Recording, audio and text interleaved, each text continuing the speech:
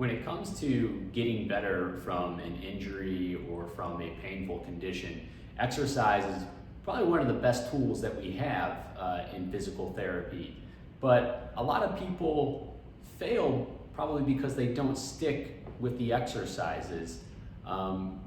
Why is that? Because they might be a little onerous, they might be a little painful when you do them. They take time out of your day.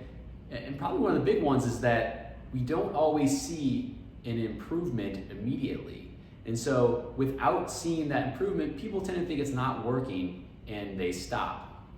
What we have seen from piles and piles of research is generally when exercises are done like less than 4 weeks, we don't really see a big change, if any. But we have to get up near 6 weeks or 8 weeks or 12 weeks of consistent exercise.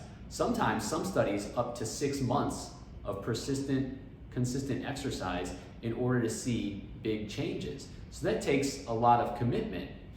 Generally, we're gonna start from this point down here and make our way up to this end point up here where we're pretty satisfied with how we're doing. But what happens in between is where people can get discouraged. So in some cases, this is what we'd like to see. This is what we think will happen, is we'll just get steadily better and better and better. So as we're doing our exercises, as time goes by, every day we're doing a little bit better, feeling better. That might keep you motivated. But that's probably not how it normally goes.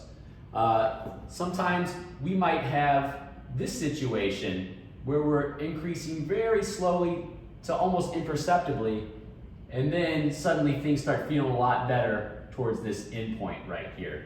It's tough to stay consistent when you're not really seeing the gains, but eventually they do come. Or you can be someone like this where initially you have quite big improvement, then it might go down a little bit, you might even get a little bit worse, and it might come back up, go down, up, down, here, and finally reaching to this point right here.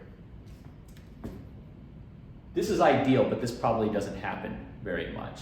So when we're at this starting point, we want to make it to this end point, we're using exercise, you have to stay consistent with it, whether that is for 8 weeks or 12 weeks or maybe even a little bit longer, because we just don't know when this improvement is going to happen.